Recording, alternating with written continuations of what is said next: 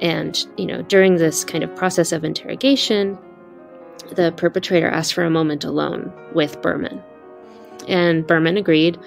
And so they go to this, they're left alone. And the Nazi starts asking for forgiveness. He says, please help me. Please do whatever you can to get me out. And Berman says, I will do whatever I can so long as you are willing to confess to your crimes from A to Z, to say everything that you did and when and to whom. And he assents, and it's this weird moment. They later, share the same cigarette, and they even embrace. And it's this really, really jarring account. But then later, Berman writes a letter detailing what happened. And in it, he reflects. He says, even if he were to confess from A to Z, I would never know when it is Z. I'm Tyler McBrien, managing editor of Lawfare, and this is the Lawfare podcast, February 2nd, 2023. Last December, a German court convicted a 97-year-old former Nazi camp secretary of complicity in the murder of more than 10,000 people in what the media called, once again, the last Nazi trial. After almost 8 decades, the Holocaust is still being litigated, remembered, and all too often misremembered. I sat down with Linda Kinstler, author of the book Come to This Court and Cry, How the Holocaust Ends, and Sam Moyn, a professor of both history and law at Yale University, to discuss Linda's book. We talked about Linda's stunning discovery in Latvia that led her to tell this story, the limits of law in holding perpetrators of mass murder accountable, and whether the antonym of forgetting is not remembering, but justice. It's the Lawfare podcast, February 2nd. Come to This Court and Cry, How the Holocaust Ends, with Linda Kinstler and Sam Moyn.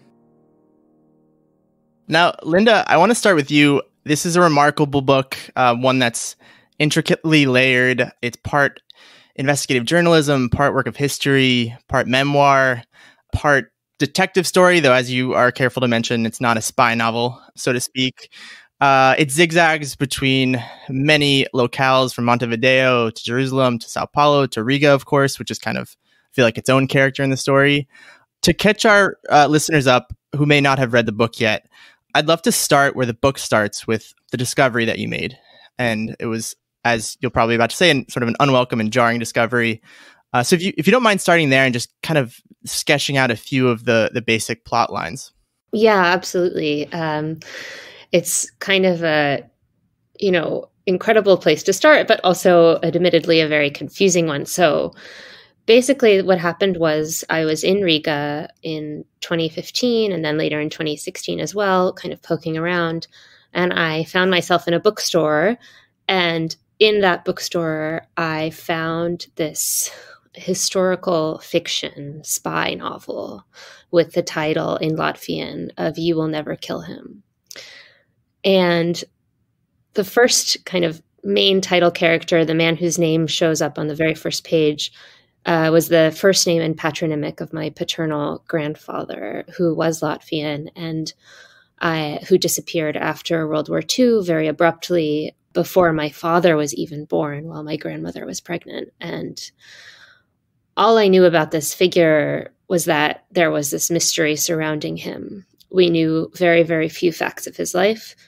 We did know, however, that he was a member of what is called the Ares Commando, which was the most brutal killing commando of the Holocaust in Latvia. It was a subsidiary unit of the SD.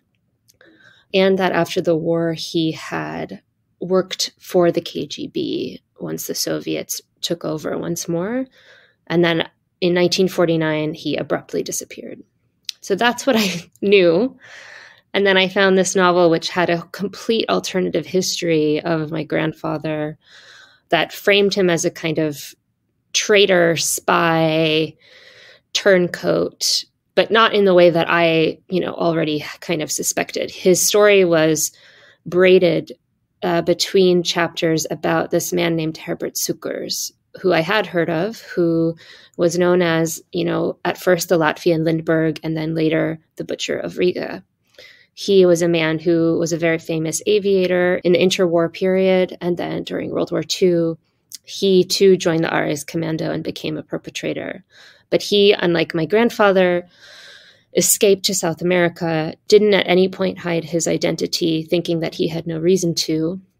And in 1965, after Mossad kidnapped Adolf Eichmann, they sent one of the same agents back to South America, to Sao Paulo, and then later to Uruguay, to assassinate Sukers. And so that's the kind of central mystery that I knew about. And then all of a sudden I came across this novel in which those two stories were intertwined and related. And not only that, but it's not like I just kind of accidentally tripped across this novel. A prosecutor in Latvia who was investigating the guilt or innocence of Sukers, if he could be said to have committed any crimes during World War II, he told me that I should go looking for this novel because it was 90% fact. Yeah, it's interesting. I feel like at every turn you attempt to keep yourself out of the narrative and events happen otherwise that just keeps pulling you back in. But Sam, I want to open it up to you. The story itself, as Linda just laid out, is gripping enough. But one thing I love about the book is it gets into so many other themes, like the limits of law and justice, memorialization and memory, which overlaps with a lot of Linda's other work as well. But I'm curious what drew you to the book, perhaps Linda's work in general, and then, where it might overlap with your own. Well, so I had the privilege of engaging Linda at the launch event at Yale Law School, and it was just an extraordinary treat for me. I hadn't heard of the book at that point, and I sat down and read it, and it really startled me, not only because of the intrinsic interests of the story, or stories, as Linda's laid it out, but also because, Linda and I share in part a similar background. We're both interested in the law and memory, but we also have spent part of our lives in Berkeley, California, and tried to read some of the same bodies of thought that are not typical to read in law schools or in the general public. And what amazed me is that Linda so successfully, for a broad audience, integrated some really complex questions about the uses of the law in responding to, atrocity and crime in the past. And when I picked up the book, I didn't expect to, read it in one sitting, but I couldn't put it down. And we had an absolutely amazing conversation just about some of the stories, which I think we need to dwell on, and also kind of what are the ways we then think about those stories and the kind of future of Holocaust memory. Thank you so much. Yeah, I'll have to amend my itinerary of locations to include Berkeley in the book. But yeah, I think, as Sam touched on, one thing that, I think is really valuable about the book is it questions or interrogates rather just sort of commonly held legal concepts of what's the purpose of a trial, how our legal systems are set up in certain ways and not able to address, something like genocide or mass murder. So I think maybe a good place to start is with some of these, I guess, legal inventions like the crime complex, for example. Linda, can you speak to the crime complex, that sort of like this legal innovation and where it intersects with the stories?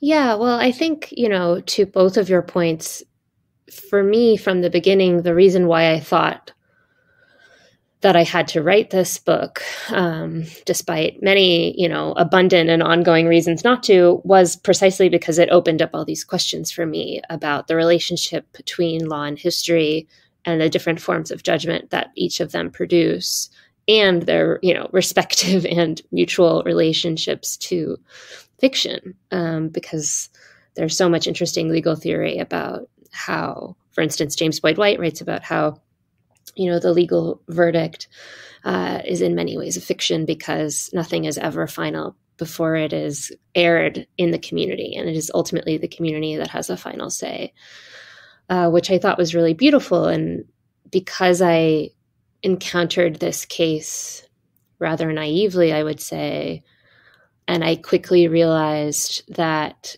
it was imbricated in all of these fictions and conspiracies and ambiguities that resulted from these kinds of recursive regime changes that Latvia had experienced. but, also similarly for all of Eastern Europe, that it kind of produced these very conflicting and often uncertain ideas of what it would mean to define who is a perpetrator, identify a perpetrator, and then hold them to account. So I will say, just kind of like as a backdrop, that when I first started reporting, I found that there were these, a few news clippings here and there in Latvian about this ongoing criminal investigation, which is akin to a pretrial investigation, in which the question of whether this man, Herbert Cukurs, could have been said to have killed any Jews during the Holocaust was at issue. And in other systems in Germany, for instance, the very fact of his belonging to the killing unit, the RS Kommando, would have been enough to prove his guilt beyond dispute. And so, but that was not the case in Latvia, and it's not the case in many countries that have adopted a different kind of approach to prosecutions of this kind. And so the crime complex, which you brought up, Tyler, was this innovation by a German prosecutor in the 1950s. He came up with it, named Erwin Schule, and he was the one who first determined, at this moment when, a lot of former Nazis had yet to be brought to a court or even had yet to be identified, he was the one who said, we have their organizational structures, we know which units were deployed where, and anyone who is within this kind of network, organizational network, is guilty by virtue of only their participation alone, no matter if it's, if they were just kind of operating the switchboards or, the cooks or something like that. And so that was really his contribution to the legal system that allowed Germany to depart from what was previously a very kind of narrow approach, and which obviously is still used today in some of these cases that are often called the last Nazi trials. Yeah, I want to make sure we also touch on, so you talk through several innovations that are, aim to achieve justice, like the crime complex, and we also can get into some of the trade-offs there, which you so well explained. But there were also innovations that, I guess, led to the undoing of justice, for example, especially in Soviet rehabilitation. So can you talk through the case, follow the thread after Cukurs' assassination of efforts by the family to rehabilitate his image, and then how, the Soviet rehabilitation system in general has been perhaps abused in some ways, or had been, rather? Yeah, it's an interesting question. And truthfully, the thread actually starts much earlier than that, right after the war, when you had organizations of Jewish refugees, many of them in Germany, getting together and coming up with a plan to collect testimonies as fast as they could while it was still fresh in their minds, to kind of identify people who had been in the Riga ghetto, say, or had, been imprisoned or in the ghettos and other places, to get them to make their legal affidavits and send them to, they had these kind of very formal legal committees that were petitioning the Western powers to pursue trials. And Cukurs' case was one of those, as was Victor Ares, who was the leader of the killing unit for whom it is named. And so it's kind of amazing to read the archives of these Jewish organizations, because they were moving really quickly. They were trying to collect as much as they could, and they were going so far as to deploy, they had friends and relatives in South America, because they had also fled to Brazil and to Argentina, often on the same ships as the perpetrators themselves, as is the case in one of the characters I talk about in the book. And they carried out surveillance in South America. So the photograph that's on the front of the British edition of my book was taken by a Jewish survivor who recognized Cukurs riding his boat in Brazil. And he was one of the men who was supposed to go on trial in London. The British were in the process of putting together what was called the Riga Ghetto trial. And they were kind of thinking about how they would pursue such a thing.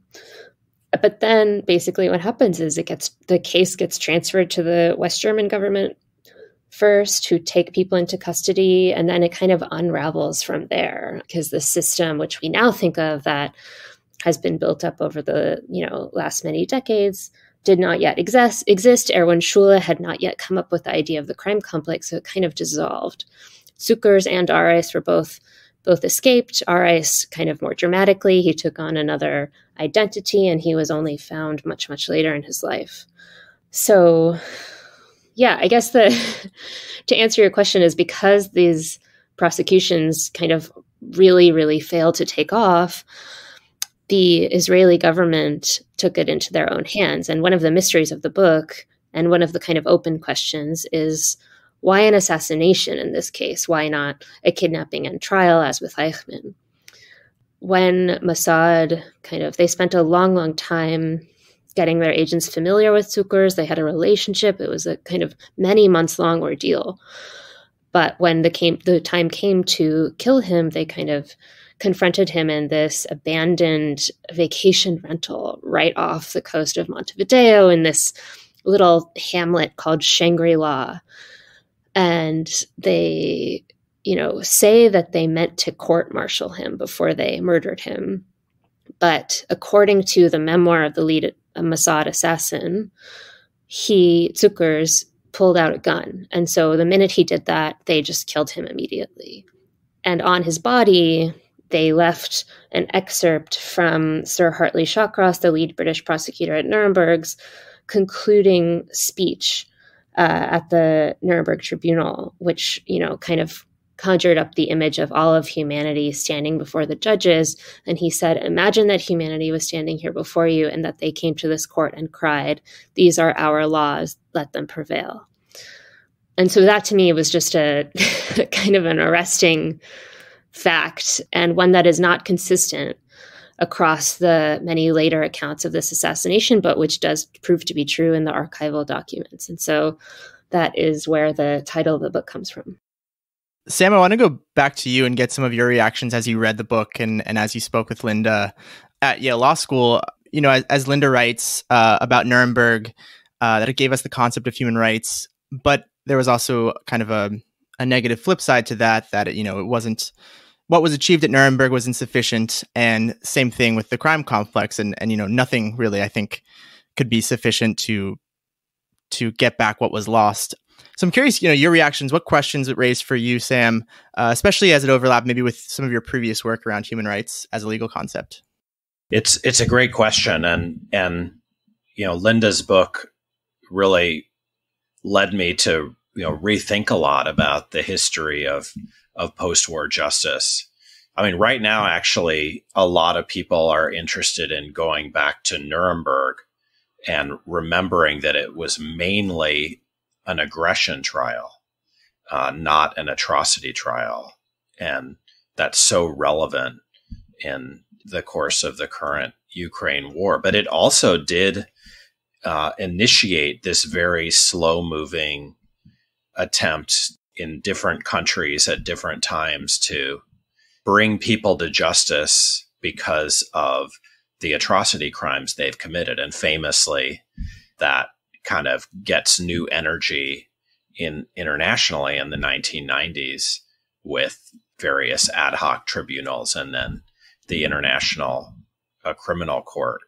But what's interesting, I think, in this book is that, from the beginning, as you suggest, Tyler, it was not obvious that, let's say, law was the way to go with respect to any crimes, aggression or atrocity crimes. Famously, Winston Churchill, during the course of World War II, proposed just shooting people. And, famous thinkers like Hannah Arendt said very clearly that even when they were spending their time covering trials like the Eichmann trial, as she famously did, that there are crimes beyond the capacity of law to really reckon with them. And in a certain way, law could provide a false sense of, in a sense, recovery. And yet what really I found, most arresting in Linda's book is that she also, she registers those qualms, but she also gives a lot of credit to law, or at least she poses the question whether law may be the best thing we have. To me, this came out most clearly in her discussion in the book of the contrast between history and law, because you might think historians who are spending, decades gathering evidence, telling stories, trying to change collective narratives might have the best way of at least getting, ordinary people to take past crimes seriously. But Linda at least considers the reverse possibility. And she cites someone who says that no matter how good your historical narrative of the past is, it's never enough to foreclose the possibility of denial. And she continues that law might be able to entrench certain truths better than anything else. And I'm just not sure that's true, but it was an incredibly interesting hypothesis that Linda lays down, and I'm still thinking about it. So I don't know if Linda wants to talk about why she's so high on the law.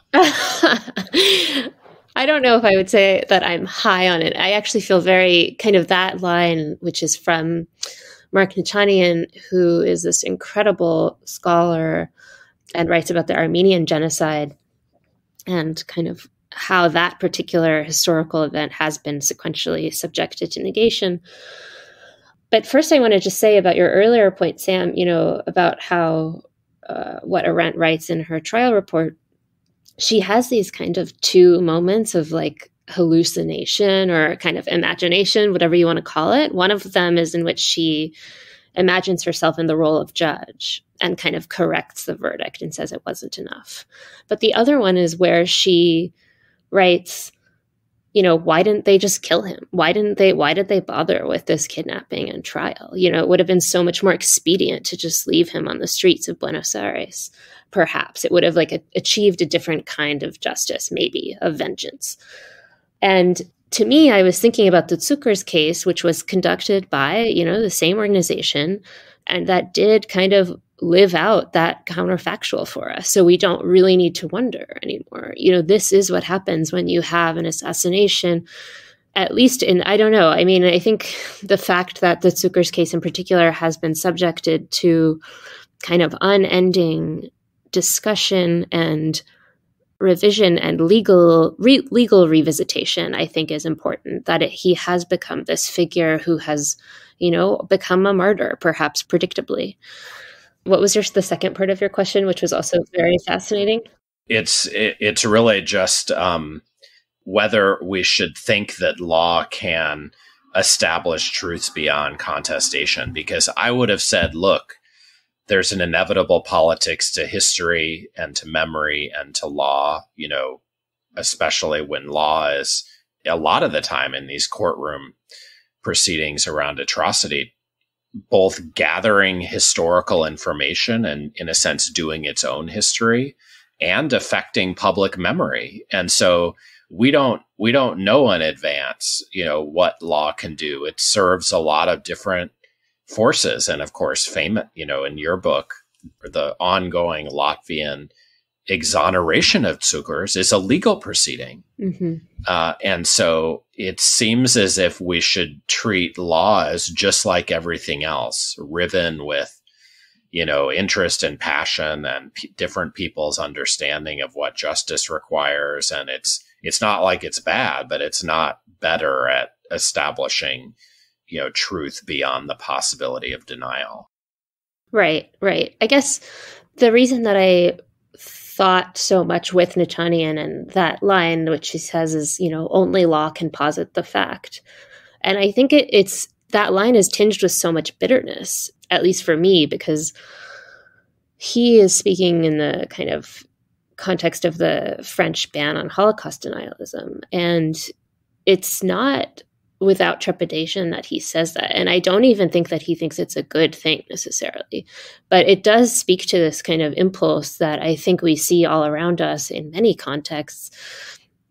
That's like this desire to simply have the law come down on one side or the other and to consider this historical question or contemporary question kind of resolved, you know? So it's as if the verdict were to say, you know, no, he didn't pull the trigger, or yes, he did pull the trigger. I think there is this moment that we're in right now where, at least in the case I was looking at, there was already some kind of judicial reckoning. And then it was kind of historically dealt with. But now law has come back to it and started revising those theorizations again. And so it was so interesting to me to see how almost epistemologically, you know, now that the source material of all of these previous judgments has in some ways corroded because of the passing of time, the law then approaches these kinds of already complex questions with a new and, I think, you know, quite dangerous power. Yeah, I think I just wanted to say as a global comment, one thing I loved about the book is that it can be unsatisfying at times. And I mean that in the best way possible, in that you don't go for a satisfying, you know, absolute answer for the reader, because that's not based in reality. And I think one of the best examples of this is, you know, the gray areas between justice and vengeance. One thing came to mind earlier when we were talking about trials is I think you wrote a bit about the earliest Soviet trials of Nazi persecutors, and you called it, I think, a kind of justice, which I really liked as a phrase. But just to pull on the thread that I think Sam started about, you know, what becomes fact, evidence, you know, in law, I want to get at some of the differences of evidence and sort of the premium law places on, say, official documents versus witness testimony. I think one of the more bitter parts of the book was this chasm you mentioned between Arace's warrant and his conviction, and the difference in the numbers there. So can you know, kind of talk through some of these more unsatisfying parts of the book, especially with regard to the law, even if you are high on the law, as Sam accused you of? Yeah, I mean, I think that is that kind of brutal numerical gap that you are pointing to is kind of one of the things that I really set out to understand. Again, perhaps naively, you know, not approaching this as a lawyer, but there is this line, you know, this famous lawyer who says, you know, you don't need to prove 1,000 murders occurred when you can prove 100. And, you know, any lawyer will know this, but it becomes very different contextually when you perhaps are working with cases that have already been worked over so much historically, where we know, for instance, that 1,000 people died. And yet somehow, because of the strictures of whatever criminal code you may be working with, only some fraction of those can be legally recognizable or could be said to exist within the eyes of the law. So for me, that's it's a question that I don't think we can just pass over as scholars when we're thinking about these cases. And I think this is also one of the issues that will come up, obviously, in the tribunals to come, or, you know, the existing domestic prosecutions over having to do with Ukraine right now, where we have these kinds of allegations of mass casualties, and perhaps only a fraction of those will be able to be proved. But I have to say that, you know, one of the things that the prosecutor said about this case, almost in passing, was about one of the reasons that he cannot be found guilty is because there's no corpus delicti here. There's no body of the crime. And, you know, it's a very, well-known legal rule. Basically, it says that you cannot commit legal suicide. You cannot be prosecuted for a crime which didn't occur. Meaning that, you know, if there's no dead body, you can't say there was a murder here. And I found myself really caught by that particular reasoning, because when you're talking about the Holocaust, so much of the evidence, so much of the bodies were deliberately erased and destroyed to preclude exactly this, to preclude legal proceedings, to just, to preclude accountability. And it's this kind of thing that we see again and again and again. And to invoke Nichanian once again, he says, in the case of the Armenian genocide, it's not only that the killing fields were destroyed, it's also that later the records of the attempts to prosecute the perpetrators for that were also destroyed. And so when he says, you have to kind of continue testifying, you have to prove your own death if you are in the position of the survivor, that's what he means, I think. It's this kind of lament, that yes, all of these are extremely lacking, none of this is going to be sufficient, and yet, right? And it's like kind of that and yet that we're kind of stuck in perpetually, I think. Yeah, and the concept that you brought up of corpus delicti also reminds me of another, I think, long-standing legal concept you talk about, which I'm not going to go for the Latin, I'll go for the English translation of "a death extinguishes every crime," which you quote someone as calling essentially a legal fiction, something that's aspirationally true, but is not quite. So I'm actually curious, what other legal fictions came up for you, Linda, in reporting, or maybe even for you, Sam, in reading? Oh, I mean, I felt like I was just lost in a sea of legal fictions the whole time, in all senses of the word, in like fiction about law, for instance, fictions that were generated prior to law. For instance, one of the earliest accounts of the Eichmann kidnapping is that it was, 3 friends from the kibbutz happened to be on vacation in South America and came across Eichmann. Or whether it's the kind of memoir by the lead assassin of Zuckers, but also, and primarily in the sense that you are talking about, the kind of Lon Fuller sense of the legal fiction, is that, first of all, of course, we don't try people after their death. Second of all, that, this will be some kind of justice, I think, in this case. And that perhaps one of those fictions is that, that law can posit the fact that law can have a kind of assertion about what did or didn't happen here. To kind of expand on Tyler's point, and to go back to our discussion of kind of how law can do different things. I mean, to me, aside from the stories we've talked about so far on the podcast, really what happens to memory after 1989 in a place like Latvia really stands out as one of the things I will continue thinking about from the book. And because throughout Eastern Europe after 1989, of course, in the Soviet era, various things happened in the memory of the war and in legal responses to it. But after 1989, post-communist states had to take on board Western Holocaust memory. And that led to a lot of new examination of crimes during World War II towards Jews in particular, not humanity in general. And we know so much about that. But what we're seeing now is also an age of backlash, of nationalist backlash at the focus on crimes against Jews in particular, perpetrated not just by Nazis coming in from outside, but by local participants, like potentially your own relative, but certainly Herbert Zuckers. Mm-hmm. And what's so amazing about the book is it dramatizes how you get caught up with this ongoing investigation in an attempt to, if you will, whitewash Latvia's past. And this is super relevant in our day because, with the Ukraine war, we're focusing less on how nationalist memory in Eastern Europe is affecting the kind of how World War II is remembered. And I worry about that, frankly. I get that we need to cultivate the best that we can as outsiders in the way people remember their own victimhood.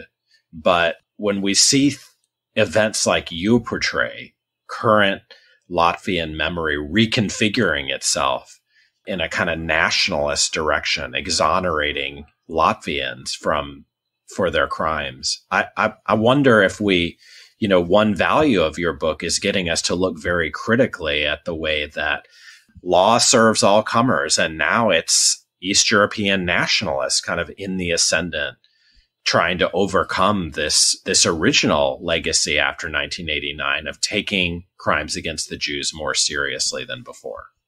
Yeah, no, I think that's a very, important point. And honestly, one of the more disturbing things about that I found out while I was working on this is, simply the fact that as long as these cases continue to be subject to litigation, as long as you bring them to court and the prosecutor must examine them in some way, then you are also introducing the possibility that perpetrators can be pardoned and that they can be rehabilitated. And so what I continue to think about is, if we are in this moment when that has been long anticipated and has been the source of so much anxiety, when the events of World War II will pass from memory into history, do we also perhaps want to revisit how the law might regard them? And I think this case that I examined in Latvia, obviously, I looked at it for many reasons, but there are other cases of this variety in Poland, which I'm sure a lot of our listeners have heard about and read about, where it is, a criminal offense in some cases just to research the Holocaust, and that historians who have pointed to the complicity of Poles themselves have been forced to kind of defend themselves legally, and elsewhere throughout the region, it's absolutely not unheard of. And I think what I have observed in Ukraine is that, and for me, what was really kind of one of the many, many heartbreaking dimensions of the current phase of the war is that, because Ukraine wasn't included in that first wave of EU accession, because they weren't receiving those kinds of guidance and emissaries from on high, that's like, this is how you commemorate, this is how you build a memorial, this is where they should go, everyone should come every year to these commemorations, that they were, in some ways behind in that historical trajectory. And that only over the past, I would say, maybe like 5-10 years, have you really seen a concerted effort to create national narratives about the war that embrace the kind of really complex texture of perpetration and victimhood, of bystanders, kind of all of these different experiences. Only like really recently were those starting to emerge in a public way, that it wasn't kind of inflected by a very kind of vengeful nationalist rhetoric. And, that's also for me, and this kind of gets to the previous Lawfare podcast I did about how this kind of language about denazification was able to come back. And I think for us in the States, originally when we heard that, I think a lot of people paused because it was such a confusing bit of rhetoric to come out. And I think that pause gives us a lot to think about how we kind of think of the imbrication of memory and the legacy of Nuremberg right now. Can I just follow up? Because, you talked earlier about the meaning of the title of the book. I think this is a great time to hear what you mean by the subtitle, which is How the Holocaust Ends, because it's related to this notion that we're passing from memory to history. And I get that. At the same time, there have been histories told, and we will have collective memory alongside history being rewritten, as long into the future as we can foresee. Right. And so in the face of this nationalist renegotiation of the past that we're seeing, your book is pushing back in a way, as I see it. And that's for the sake of collective memory and better histories than this legal process right now is producing, in my view. And I just wonder if, it's a great title, but the risk is that it presents this melodramatic sense that there's like a before and after, whereas in fact, we're constantly in a sense, a struggle over how to remember and how to tell history. And we always will be. Right. Yeah, no. And I certainly see how the subtitle reads in that way. And I feel kind of, admittedly conflicted about it. I think, and I write in the prologue that I meant it as kind of a provocation or a question or a warning, and certainly not a prescription, but rather this question about endings, in general. And I got so interested in this question of what is an ending?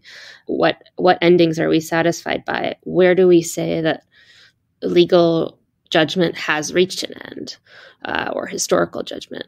So much so, honestly, I kept thinking about it that my very, very kind and brilliant editor had to start going through the book and taking references to that out. But, for me, I became really interested in this question of like, okay, how long are we going to allow these cases which fuel nationalist sentiment, which provoke all these very narrow understandings of a complex moment in history and can be quite dangerous? How long are we going to allow these to proceed? And I guess I was just observing at this very fragile moment that if we aren't careful, we will end up with kind of almost a forensic obsession with what we can know about this moment that has passed into history, and I think there are different truths that you can choose. You can go for narrative truth, you can go for forensic truth. And I guess I was seeing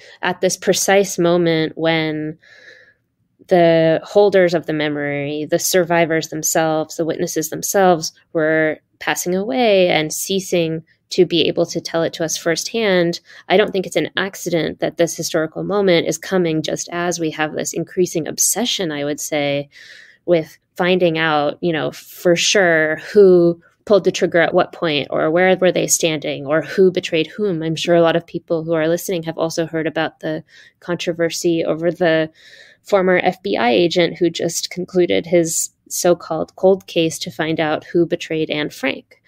So those were the kinds of things I was thinking about when I proposed the subtitle.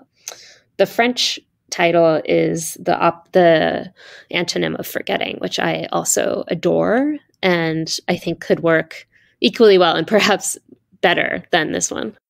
Yeah, Sam, I'm so glad you brought up, the concept of ending and the subtitle, because I think that was one of the other wonderfully unsatisfying parts of the book for me. And especially, Linda, if you could sketch out one scene really comes to mind for me of a survivor actually having the chance to interrogate a perpetrator. I believe the survivor's surname is Berman. And, he's sort of, I think this is where you brought in the concept of, A to Z and, when do you know when you've reached Z? And, the bit about how the survivor wanted to sort of forgive in a way, the perpetrator, but he could never really know when he had confessed all of his sins, or sort of, I guess, the bottom of the evil. So could you bring that into the conversation a bit? Yeah. And no, I appreciate you bringing that up, because that really is where I focused about this when I was thinking about this idea of endings. And it was this amazing document that I found in the Wiener Library in London, which was an account from a survivor of the Riga ghetto named Joseph Berman, who was part of one of these Jewish organizations that after the war were really avidly pushing for prosecutions, that were doing everything they could to make the British Riga ghetto trial happen. And then after that, to make the West German prosecutors continue with the case. And so basically what happened was Berman was asked to go to Hamburg, to go to West Germany, to confront one of the SS men who had served in the Riga ghetto himself, merely to identify him. And once he was there and he, saw this man face to face, the perpetrator recognized him in turn, and they were brought to an interrogation room with the lawyer and a policeman, or with a guard. And, during this kind of process of interrogation, the perpetrator asked for a moment alone with Berman. And Berman agreed. And so they go to this, they're left alone. And the Nazi starts asking for forgiveness. He says, "Please help me. Please do whatever you can to get me out." And Berman says, "I will do whatever I can, so long as you are willing to confess to your crimes from A to Z, to say everything that you did and when and to whom." And he assents, and it's this weird moment. They later, share the same cigarette, and they even embrace. And it's this really, really jarring account. But then later, Berman writes a letter detailing what happened. And in it, he reflects. He says, even if he were to confess from A to Z, I would never know when it is Z. There's no way he could know because the perpetrator has a monopoly of this knowledge of his own crimes. And so that's one of the, difficulties I think that we are still confronting. And that is just simply in the kind of that nature of the crime. Speaking of this not knowing, the whole time or I guess more so at the end, I was curious, how you reckon with this not knowing or never knowing, especially after all of these years of effort in excavating the past, much of which you are personally tied to. I liked, kind of what you call the story in Jewish Currents recently of an unsolvable Rubik's Cube. So I'm curious how you reckon with that and how that kind of sits with you, that lack of ending or lack of completeness. Yeah, I think, to be quite frank, the criminal investigation into Zuckers is still ongoing. So all along the way, I had a hope that if I were to write this book, then maybe somehow it would change the proceeding itself. But of course, the Jewish community of Riga, who, have become active participants in the case, submitting as much evidence as they can, part of which I detail in the book, are still pushing for that to happen. I don't know. I think, I guess the irony of this is that I realized by the time that I got to the end that, of course, there's never ending. There's no finality. The history itself kind of defies and precludes us from ever arriving at such a thing. And the best example I can give of this is, after an excerpt of the book ran in The Guardian alongside some photographs of my grandfather, we received a message from a man whose grandfather had also served in the same closed Soviet city where my grandfather supposedly died. And this man said, my grandfather told the story of coming across a man lying on the beach who had committed suicide, and he had a gun next to him, and he had a note in his pocket that said, "I'm sorry, Commandant, I couldn't complete this mission." And, this just comes to me, in the most mundane of ways, in email or on Facebook Messenger or what have you. And so I'm kind of left with that. I don't know how to verify it. It's another one of the stories that I, am adding to the pile. Yeah, throughout the book, I imagined you sort of walking around the Berkeley campus, just getting an earth-shattering WhatsApp message out of the blue. And I'm not sure how you were able to just, go about your day with years of that. As we near the end, I want to ask one more question, sort of widening the scope to some of your other work. You mentioned our conversation about Babin Yar, a few months ago. What draws you to this question of memorialization and memory, some of these misadventures in memory, the memory wars, as you chronicled a bit in your book? Yeah, what draws you to this, I think, pretty clear theme in a lot of your work? Yeah, I think memorials are one of the places in which we see history made concrete, or at least like we confront our own desire to put something in stone and have it be definitive, right? It isn't a kind of ending in and of itself. There's a wonderful new book by the Berkeley art historian Andrew Schenken called The Everyday Life of Memorials. It's a really, really fabulous piece of scholarship. And in it, he says, there is this tendency to view the memorial and mistake it for history itself. And I think there's always this tension, no matter where you go, about what you are seeing when you see a memorial. Are you seeing the history? Are you seeing the people who built it? Are you seeing the historical context of which it was built? But I also think it's one of the ways in which we see people interacting with the past, in such kind of amazingly mundane ways sometimes. And I think that can tell us a lot about not only our present moment, but how we contextualize ourselves with regard to the past, as I think many of our listeners will know better than I. Well, I could probably talk about this book forever. And in fact, I probably will keep talking about it with friends and colleagues after we wrap this up. But I think that's a good place to leave it. Linda and Sam, I really want to thank you for taking the time. Thank you both so much. Thanks for including me. The Lawfare podcast is produced in cooperation with the Brookings Institution. You can get ad-free versions of this and other Lawfare podcasts by becoming a Lawfare material supporter at patreon.com/Lawfare. You'll also get access to special events and other content available only to our supporters. Please rate and review us wherever you get your podcasts. Look out for other shows, including Rational Security, Chatter, Allies, and The Aftermath, our latest Lawfare Presents podcast series on the government's response to January 6th. Check out our written work at lawfareblog.com. The podcast is edited by Jen Patya Howell, and your audio engineer this episode was Noam Osband of Goat Rodeo. Our music is performed by Sophia Yan. As always, thanks for listening.